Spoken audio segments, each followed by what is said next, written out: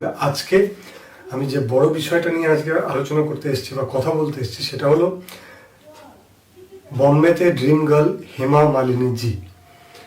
মানে ওনাকে চিনতে কারোর বাকি আছে বলে আমার মনে হয় না। আগের জেনারেশন, এখনকার জেনারেশন, মিডল জেনারেশন প্রত্যেকেই চেনেন। শোলে, বাসন্তী, আমরা প্রত্যেকে জানি ওনাকে।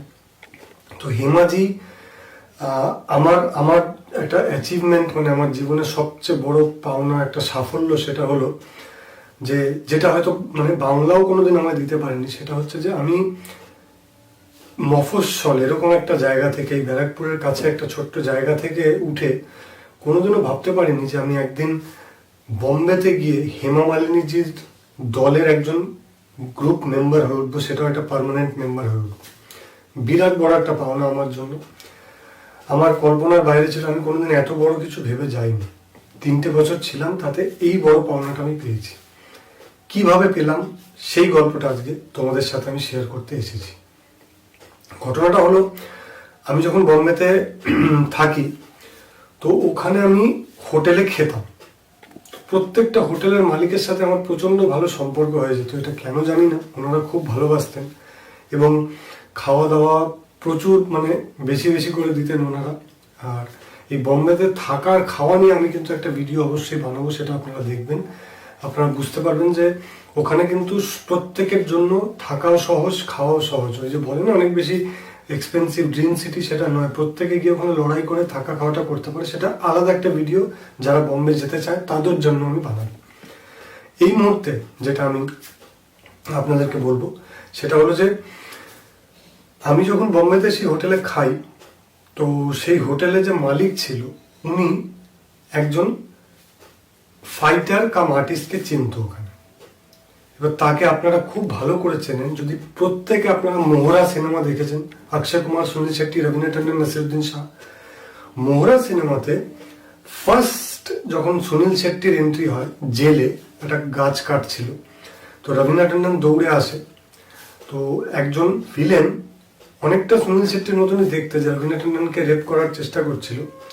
দুর্দান্ত চেহারা, বিরাট বড় একটা দশাশায়ী চেহারা ছিল তার। জন গ্যাব্রিয়েল, জন স্যার, সেই জন স্যারকে এই মালিক চিনতেন। তো উনি বললো যে আমি এরকম জন গ্যাব্রিয়েলকে চিনি, তো আপনি যদি চান আমি একবার আলাপ করে দিতে পারি। এমন হয়তো খুব ভালো কথা, আমি তো মানে আমারও ভালো হবে যে আমি যদি একদম ওরকম একটা মানুষের সাথে আমার আলাপ হয়ে থাকে। বললো ঠিক আছে, আমি আপনার আলাপ ওনার সঙ্গে করিয়ে দেবো। একদম ভালো। তো হচ্ছে না, পাওয়া যাচ্ছে না। ভদ্রলোকের একটা জিম আছে, জন গ্যাব্রিয়েল স্যারের একটা নিজস্ব জিম আছে, এখন আর নেই, আগে ছিল জিমটা। খুব মারাত্মক, একদম মাল্টি জিম, মানে একদম আধুনিক মাল্টি জিম সেটা। তো এই করতে করতে একদিন ওখানে একটা ছেলে কাজ করতো ওই হোটেলে, ও বললো যে এরকম স্যার আপনাকে ডেকেছে, মালিকই বলে দিয়েছিল তাকে। ভালো, বেশি দূর ছিল না। আমি গেলাম, যাওয়ার পরে ওনাকে নমস্কার করলাম, আলাপ পরিচয় হলো। আমি আমার কলকাতার কিছু কাজ ওনাকে দেখালাম। তো দেখার পরে উনি প্রচন্ড ইমপ্রেস হয়ে গেলেন। আমাকে বললেন, আরে तुम तो बहुत जबरदस्त काम करते हो यार, तुम तो अच्छा एक्टर हो बहुत। बोले मैं ज़रूर कोशिश करूंगा तुम्हारे लिए कि कुछ भी कर सकूं, और अभी तो मैं काम कर नहीं रहा हूँ, क्योंकि উনি প্রায় 5-7 বছর কাজ ছেড়ে দিয়েছিলেন। এখন তো উনি করেনও না, উনি ছেড়ে দিয়েছিলেন। তো আর বিশেষ করে করোনার পর থেকে উনি পুরোই মানে একদম, যা শুনলাম যে একদম অন্য ব্যবসায় নেমে গেছেন। তো ওই সময় উনি কাজটা অনেক দিন বন্ধ রেখে দিয়েছিলেন, কিন্তু সলমান খান, সোহেল খানের সাথে ওনার খুব ভালো সম্পর্ক ছিল, আজও আছে সেটা।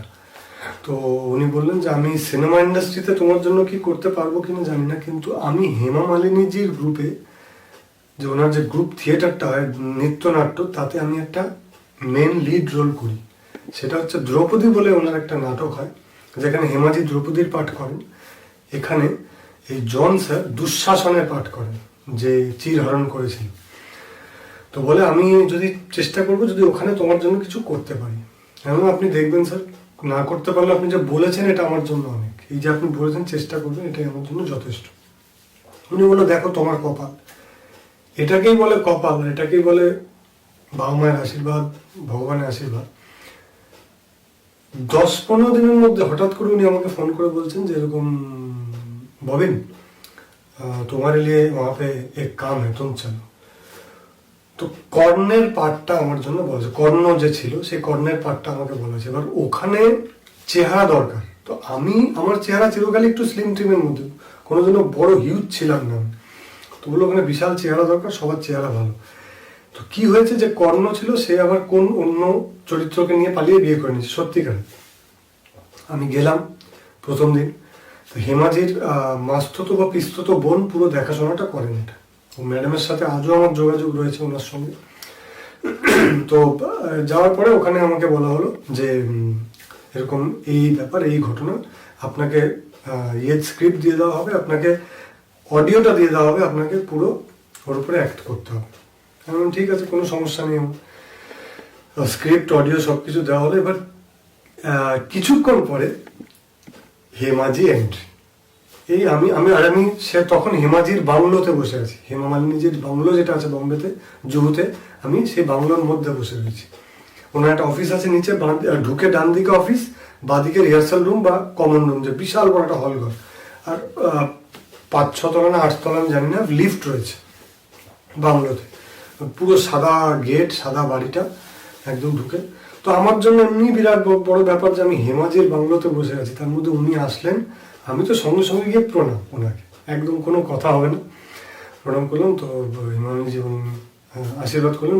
তো ওনার বোন বললেন যে ये लड़का ক্যালকাটা का बहुत बड़ा स्टार है। तो আমি বললাম যে আমি স্টার স্টুর नहीं मैडम, আমি नॉर्मल एक्टर कोलकाता। বলছে नहीं, इसका बहुत नाम है वहाँ पे, बहुत अच्छा काम करता है। তো যাই হোক, আলাপ পরিচয় হলো। হেমালিনীজি লাস্ট আমাকে সেদিন বললেন যে ওয়েলকাম টু আওয়ার গ্রুপ বলে ম্যাডাম চলে গেলেন।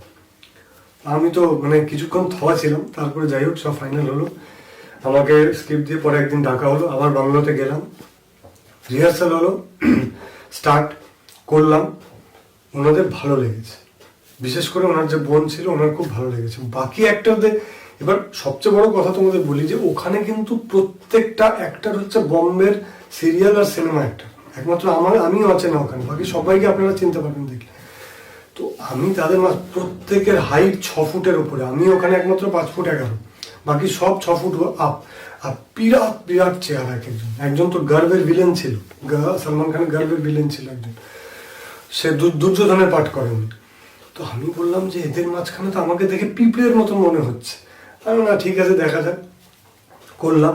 এবার ওরা আমাকে ভেবেছে আমি বোধহয় পাঞ্জাবি। তো ওরা বলছে যে बेटा बॉम्बे छोड़ के मत जाइयो, तू लंबी रेस का घोड़ा है, तू यहाँ टिका रहा बेटा, तेरा काम होगा। তাই বললাম thank you thank you thank you.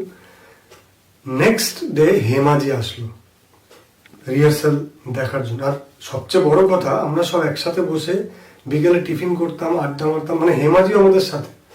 এটা এখানে হয় না, এখানে স্টারের ব্যাপার আলাদা আর আমাদেরকে আলাদা রাখা হতো, কিন্তু ওখানে সব এক। ওখানে ওই ওই ওই জিনিসটা নেই। ওখানে গেলাম, বসলাম, সব খাওয়া দাওয়া। এবার হেমাজি বললো দিখাও, করলাম রিহার্সাল। বলে ये लड़का तो अच्छा काम करता है, इसको फाइनल करो। ফাইনাল হলো, আরেকদিন রিহার্সাল হলো। ঠিক 2 দিনের রিহার্সালে আমরা, মানে আমি ওই পার্টটাকে তৈরি করলাম। ওটা ছিল দ্রৌপদীর ভাই দৃষ্টদ্যুম্ন, মানে হেমাজির ভাইয়ের চরিত্র ছিল ওটা, দৃষ্টদ্যুম্নের চরিত্র। এবার কি ধরনের পালা আমি এর আগে কোনোদিনও করিনি। আমি থিয়েটার করেছি প্রচুর, কিন্তু ডান্স ড্রামা করিনি। আর হেমাজিটা মানে ওটার বাজেটই হচ্ছে 4 লাখ না 5 লাখ টাকা। যখন গেলাম, বিরাট বড় একটা স্ক্রিন পেছনে, মানে সিনেমা হলের বরাবর একটা স্ক্রিন লাগায় পেছনে। মানে হেমাজি যে কস্টিউমটা পরে সেট থেকে বেরিয়ে যাচ্ছে, ওই স্ক্রিনের মধ্যে ওইভাবেই তৈরি, ওইভাবে ঢুকছেন। মানে মারাত্মক ব্যাপার, এলাহি ব্যাপার। আমাকে যে কস্টিউম দেওয়া হয়েছে সেই কস্টিউমের দাম কিছু না হলে 80 থেকে 90 হাজার টাকা, জুয়েলারি আর ড্রেস ফ্রেস নিয়ে। আর সবচেয়ে বড় পাওনা কি হয়েছে, এই শোটা হয়েছিল নাগপুরে, নিতিন গাডকারি যে এসেছিলেন। নাগপুরে আমি আমার কলেজ শেষ করেছি, আমি আমার কলেজের পড়াশোনা করেছি নাগপুরে। আমি মহারাষ্ট্র থেকে কলেজ করেছি, আমার গ্র্যাজুয়েশন। সেই নাগপুরে আমি প্রায় 20-23 বছর পরে ফিরে গেছি আবার। 23 বছর, প্রায় 23 বছর পর ফিরে গেছি।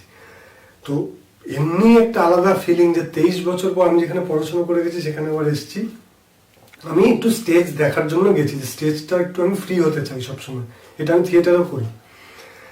তখন যে ছেলেগুলো স্টেজ বানাচ্ছিল, এটা আমার জন্য খুব অদ্ভুত একটা ব্যাপার। আর বাকি যারা আর্টিস্ট ছিল বোম্বের, তাদের জন্য ওই সব কটা ছেলে কাজ ছেড়ে আমার কাছে এসে বলছে, দাদা আপনি বাংলা সিনেমা করেন না? হ্যাঁ তোমরা কি করে? বলে আমরা কলকাতার সব ছেলে, আপনার সাথে ছবি তুলবো দাদা। এবার এটা আমার জন্য একটা অদ্ভুত অভিজ্ঞতা যে আমার সাথে সব সিনেমা আর্টিস্ট রয়েছে, সিরিয়াল আর্টিস্ট রয়েছে, তাদের সাথে কেউ বলছে না, আমাকে বলছে। তখন ওরা এসে বলছে, क्यों बे तू तो बहुत बड़ी चीज है, सब तेरे साथ फोटो खिंचवा रहे, हमारे साथ कोई नहीं फोटो लेता। আমি যে নেই ভैया ऐसी बात नहीं है। তখন ওরা বুঝতে পারলো যে না এ বোধহয় কিছু তো কাজবাজ করেছে কলকাতায়। ওই প্রত্যেকটা ছেলে সেদিন আমাকে এতটা ভালোবাসা দিয়েছিল, ওরা প্রত্যেকে ছবি তুলেছিল, আমার মনে হচ্ছিল নিজেকে একটুখানি স্পেশাল সেদিন। তারপরে শোয়ের আগে আমাকে বলা হলো হেমাজি কিন্তু কোনো ভুল পছন্দ করেন না, একটা ভুলও যেন না, উনি কিন্তু প্রচন্ড শাসন করবেন পরে। কিন্তু বিশ্বাস করুন ঠাকুরের আশীর্বাদ, বাবা মায়ের আশীর্বাদে কোনো ভুল হয়নি, খুব ভালোভাবে করে বেরিয়েছে। এবং আজও আমি হেমা মালিনীজির গ্রুপের একজন পার্মানেন্ট মেম্বার। একটা ছোট্ট ঘটনা হয়েছিল, দ্বিতীয় দিন হেমাজির বাংলোতে যখন যাচ্ছিলাম, আমি অটোওয়ালাকে বলেছি, ওখানে অটোওয়ালাকে রিক্সা বলা হয়, অটো বলে না রিক্সা বলে।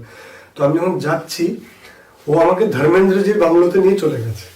তো আজকে ধর্মজি আমাদের মধ্যে নেই, আমার খুবই দুর্ভাগ্য যে আমি ওনাকে একবার দেখতে পারলাম না অত কাছে গিয়ে। তো ধর্মেন্দ্রজির বাংলোতে নিয়ে গেছে, তো আমি বলছি না এটা তো নয়, কারণ ওটা একটু লালচে লালচে। বলছে না এটাই। আমি বলছি অটোওয়ালাটাকে বলছি না এটা না, বলছে এটাই।